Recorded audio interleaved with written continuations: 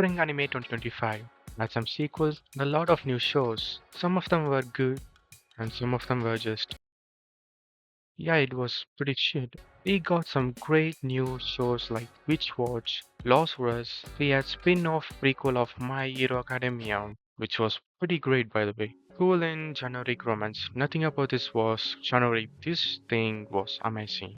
We put them on Takamine-san. Yeah, I know, watch that. Yeah, I know. Mama Sime Cinderella Grey was great. I watched like 20 different shows that season. It was just that good. But among those shows, Slice of Life fans ate real good. I'm talking about shows like Twenty Family and a boy-girl friendship survive. Okay, I mean these shows like Apocalypse Hotel, Food for Soul, Inkaro, and Mono from the same author as Hero Camp. But there was one show among them which I can't help.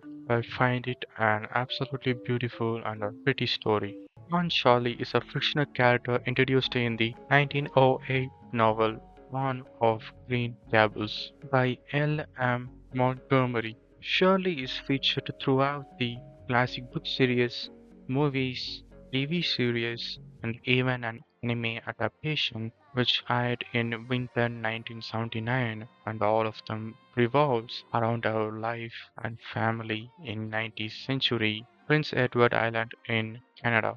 Aunt Shirley is an 11-year-old orphan who has spent her life moving from one family from another, always hoping to find a place where she truly belongs. And that's when she was sent to the elderly siblings, Marilla and Matthew, at Green Gables. But the elderly siblings wanted a boy, and Marilla wasn't happy seeing Aunt Shirley. But Matthew was intrigued in the way on top on their way back from the station. In the day after, Marilla and Aunt goes to the place of Spencer who sent Aunt to the elder siblings where there was this another woman who asked for a girl to help her and well she was an asshole. Aunt Marilla seeing this situation and start to get why Matthew was interested in the way this girl talks. She decided to take her in. And the story of Aunt Shirley with the two siblings begins at Green Gables. And the show follows Aunt being silly, tease the neighbors, and she meets Diana Barry, who will be friend of her forever and ever. And she goes to school, make a bunch of friends, and meet Gilbert, and things doesn't go well between them. And most of the show is just about Aunt's daily life. I mean, it's a slice of life show. Now, what is a slice of life show? It's a show which portrays a character's daily life, like going to school, or going to the beach, or your daily life with your dog without any major plot going on. And that was kind of the problem I had with the show, that it was fast. It was fast in a way that there were too many time skips, like Matthew. He's a great guy. I like that character. And tell me that he's just gone in the 10th episode. I mean, 10 episodes is a lot of episodes, but it's just not enough for me to get invested in the character.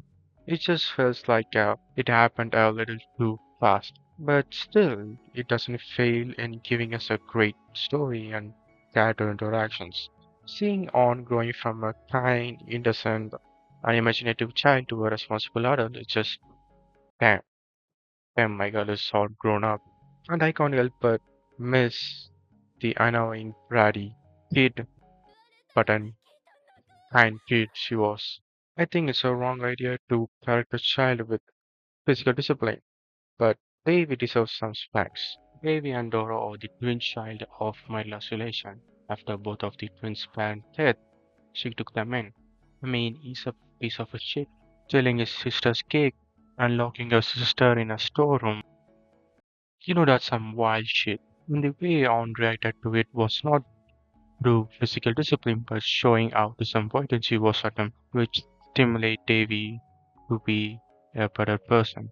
On is now a teacher in the same school she studied in and looking after Marilla and the twins. And again, the animators feels like fast-paced again seeing an innocent and charming child going through existential crisis. But still, it's good. Paul Irving is one of the students of Anne who lost his mother 3 years ago, and his father is Stephen Irving, who was engaged to Lavender Lewis, and they just broke up over some silly quarrel.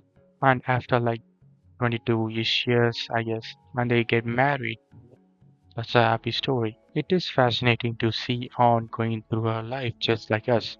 Just like everybody going to college, falling in love, others falling in love for you, making mistakes, accepting the person you are. Now, on, I have an ideal guy she wants to marry. A guy with dark eyed and distinguished looking, and someone who would say, あなたのいない人生など考えられない。絶対に幸せにします。一生共に生きよう。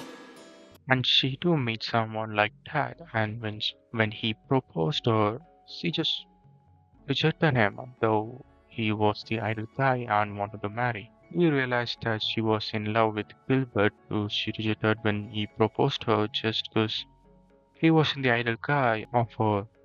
Little did she know that both Anne and Gilbert were in love with each other ever since they were kids. There were times when we imagined an ideal life for us. Some wants to live a wealthy life, some just wants to live a normal life with a normal wife.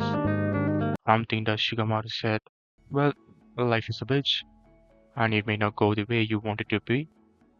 You may stuck in a toxic relationship, or don't like the course you are doing now. We got no choice but to hold on to this life and try your best to change it, or just accept it. Nah, be rebellious. I'm just not good at giving advice, but better times will come back. Stay hard and be rebellious. And yeah, I just want to talk about the show because, as I said, it covers some topics we ourselves go through in our life, and it was just interesting to watch. Hope you guys like the video. Leave a like, give the show a watch because it's just criminally underrated. And again, thank you for watching.